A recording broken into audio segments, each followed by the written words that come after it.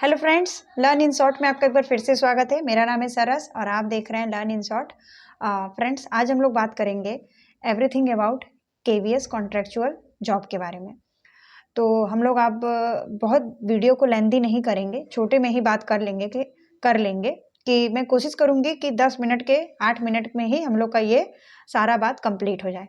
तो वीडियो को आप बिल्कुल ध्यानपूर्वक बातों को सुनिएगा, क्योंकि इसमें ऐसा कुछ रिटन नहीं था। मुझे लगा कि एवरीथिंग जो है आपको मैं अपने ऐसे ही बता दूं। तो फ्रेंड्स, आप अच्छे से वीडियो को सुन लीजिएगा। आप में से एक दो लोग का था कि बात को घुमाना, ये ऐसा कुछ नहीं है। मैं सोचती हूँ कि थोड़ा डीपली आप लोग को पता चल जाए। मैं खुद बहुत लंबा वीडियो नहीं बनाना चाहती हूँ।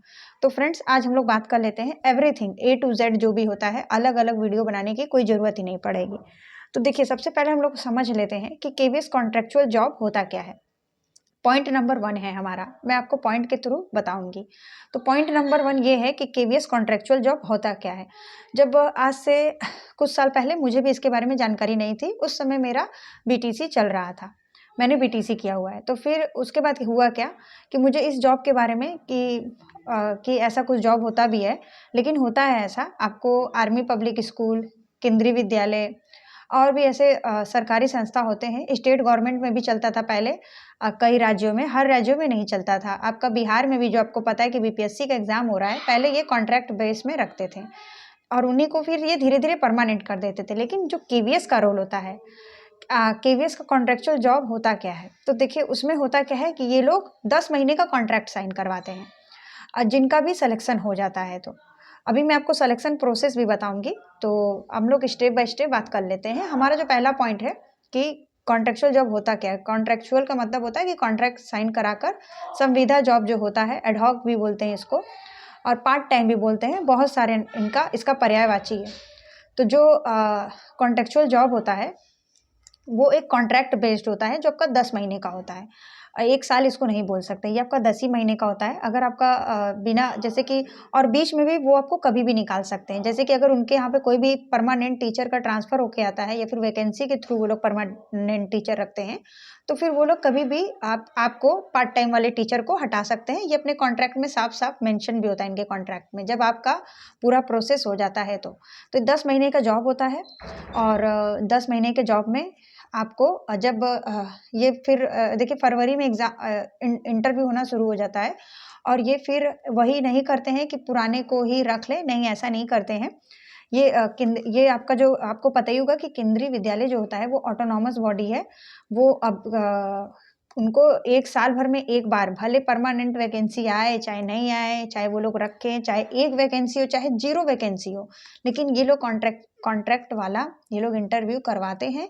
और जो भी कैंडिडेट इंटरव्यू देने जाते हैं उनका डिटेल ये लोग रखते हैं कि अगर बीच में उनको जब भी टीचर का ज़रूरत पड़े तो ये कॉन्ट्रैक्ट बेस में टीचर को बुला लेते हैं। अब बात कर लेते हैं कि इसकी एलिजिबिलिटी क्या होनी चाहिए। अगर आप पीआरटी के लिए हैं तो आपको पता ही होगा कि आपको बीटीसी चाहिए, डीएलएड, जेबीटी, डीएड जो भी होता है प्राइमरी के लिए। ये पहले बीएड वाले भी अनिवार्य थे, लेकिन आपको पता ही है कि बीएड वाले प्राइमरी से हट चुके हैं। तो फिर हुआ क्या कि मतलब कि प्राइमरी के लिए आपको बीटीसी होना ज़रूरी है, आपका ग्रेजुएशन होना ज़रूरी है और 50% मार्क्स भी होना चाहिए आपका ग्रेजुएशन में, 10th 12th में। और उसके अलावा आपका सीटेट होना कंपलसरी है। कई लोगों का कमेंट है कि मैम सीटेट नहीं है तो हो सकता है, नहीं, सीटेट मैंडेटरी होता है। वो आपको इंटरव्यू के बीच में ही निकाल सकते हैं और सीटेट आपका होना चाहिए। देखिए बीटीसी के लिए आपको 1 to 5 के लिए आपका डीएलएड, बीटीसी या जो भी नाम से होता है वो, और उसके अलावा आपका सीटेट, और उसके अलावा आपका ग्रेजुएशन के साथ बीटीसी होना चाहिए। उसके अलावा कहीं कहीं 12th के बेस्ड पे ही भी बीटीसी ले लिया जाता है। उसके बाद फिर अगर टीजीटी की बात करें तो टीजीटी में आपको आपका बीएड होना चाहिए और बीएड के साथ साथ सीटेट आपका पेपर 2 क्वालिफाई होना चाहिए। नंबर बहुत ज़्यादा नहीं भी हो, आप सिर्फ पास हो, सिर्फ यही मायने रखता है। उसके अलावा आपका ग्रेजुएशन के बाद ही होता है टीजीटी, और एक आपका जो भी सब्जेक्ट से आप भर रहे हैं वो सब्जेक्ट आपका होना चाहिए। और उसके अलावा इसी तरह सेम आपका पीजीटी में भी है, और इसी तरह सेम आपका जो भी आप जैसे कि physical education, special educator, yoga teacher, computer teacher और नर्स, या काउंसलर, जो भी जिससे बिलोंग करता है, वो अपने पूरे जो उनका आता है नोटिफिकेशन, उसमें ये पूरा मेंशन कर देते हैं कि आपको इतना इतना चीज़ आज चाहिए ही। तो नोटिफिकेशन के थ्रू भी आप चीज़ों को जान सकते हैं। उसके अलावा ये जॉब जब आपको मिल जाता है आफ्टर इंटरव्यू, सबसे पहले आपको इंटरव्यू के लिए लिंक के थ्रू भी अप्लाई करना पड़ सकता है, और हार्ड कॉपी के थ्रू वो लोग अपने नोटिफिकेशन में मेंशन करते हैं। मैंने आपको साइट कहाँ पे आपको साइट पे पता चलेगा, कैसे पता चलेगा, मैंने सारा वीडियो बना रखा है। तो फिर ये आप इंटरव्यू के तहत ये जॉब आप पा जाते हैं। तो इंटरव्यू में होता क्या है, जब आप इंटरव्यू देने जाते हैं तो अगर एक सीट पे कई कैंडिडेट आ जाते हैं, 10 से 15 या 15 से 20 भी हो सकते हैं। इंटरव्यू का प्रोसेस इनका मॉर्निंग से लेके इवनिंग तक चलता है। उसके बाद फिर ये लोग डिसाइड करते हैं कि किसका, मतलब ये लोग फिर कैंडिडेट का फिल्टर करते हैं कि इनको किसे रखना है। तो फिर ये लोग लिस्ट निकालते हैं, मेरिट लिस्ट के थ्रू फिर ये लोग कॉन्ट्रैक्ट का जॉब लेते हैं। अगर आपका कॉन्ट्रेक्चुअल जो होता है फरवरी में या फिर मार्च में इंटरव्यू हो गया, तो ये आपको अप्रैल में भी बुला सकते हैं, नहीं तो फिर ये आपको जुलाई में ही बुलाते हैं। अप्रैल में बहुत ही रेयरली चांस होता है, क्योंकि फिर 2 महीने की गर्मी की छुट्टी हो जाती है, और कॉन्ट्रेक्चुअल टीचर को गर्मी की छुट्टी का कोई पैसा नहीं मिलता है। आपको विंटर छुट्टी और समर छुट्टी का कोई पैसा नहीं मिलता। हाँ, जो 1-2 दिन की छुट्टी होती है उसका पैसा आप लोग को मिलता है। तो इसीलिए चांसेस यही होता है कि ये जो जुलाई में आपको बुला लें, और वो भी 100% चांस नहीं होता है। ये लोग अपने ही साइट पे रिजल्ट जो होता है उसमें मेरिट के थ्रू नाम सीरियल वाइज मेंशन कर देते हैं कि 1 पे कौन है, 2 पे कौन है, पीआरटी, टीजीटी, पीजीटी अलग अलग करके ये लोग मेंशन कर देते हैं, और रिजल्ट आपका अप्रैल में ही आ जाता है, या फिर जुलाई में भी कई जगह आता है।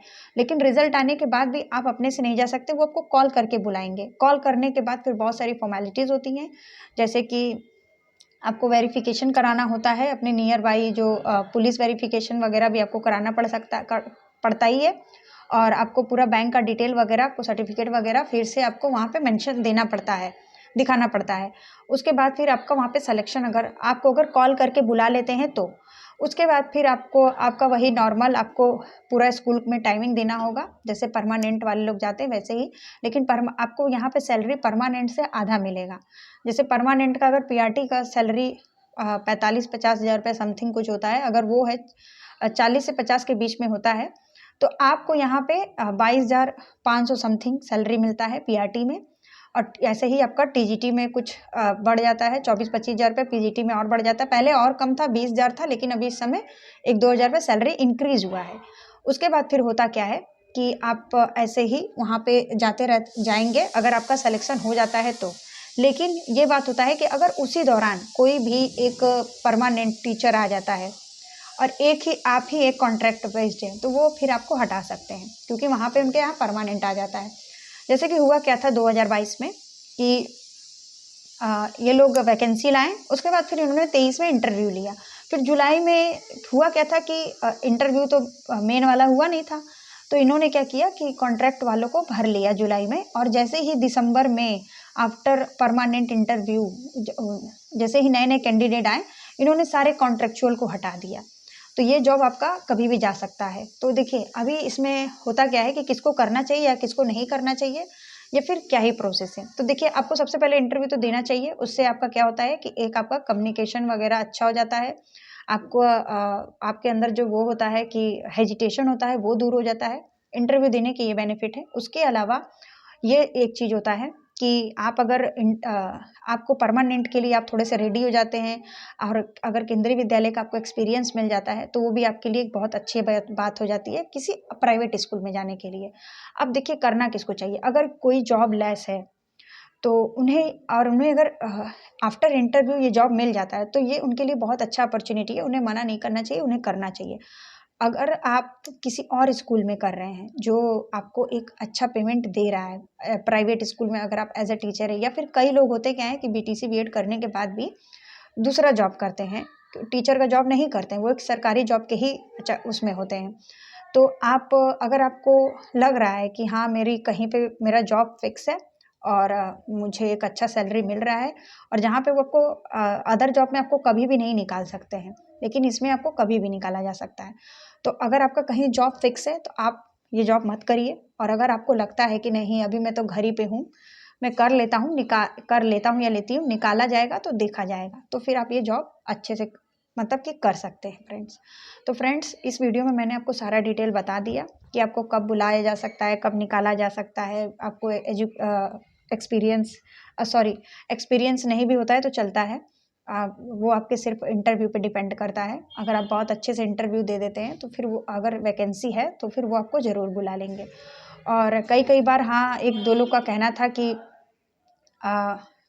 कई सोर्स लगा के किसी को रख लेते, तो हाँ ऐसा भी होता है कि अगर एक ही वैकेंसी है तो ये लोग एज अ फॉर्मेलिटी के लिए इंटरव्यू तो रख लेते हैं, लेकिन फिर सिलेक्शन उसी का कर लेते हैं जो किसी के परिचित का होता है। ऐसा भी होता है, मैं इस बात से वो नहीं करूँगी। लेकिन जहाँ पे नंबर ऑफ़ वैकेंसीज ज़्यादा होती हैं वहाँ पे फिर आपका भी चांस हो सकता है, और बहुत लोग कर भी चुके हैं और करते भी हैं आज भी।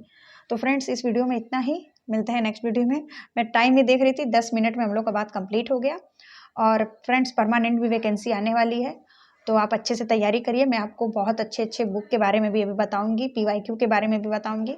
तो फ्रेंड्स तब तक के लिए बाय बाय। वीडियो पसंद आए तो वीडियो लाइक करिए, चैनल को सब्सक्राइब करिए, दोस्तों के साथ शेयर करिए। मिलते हैं नेक्स्ट वीडियो में नेक्स्ट इन्फॉर्मेशन के साथ। आई होप कि KVS कॉन्ट्रेक्चुअल वैकेंसी से रिलेटेड आपके सारे डाउट क्लियर हो गए होंगे। तब तक के लिए बाय बाय।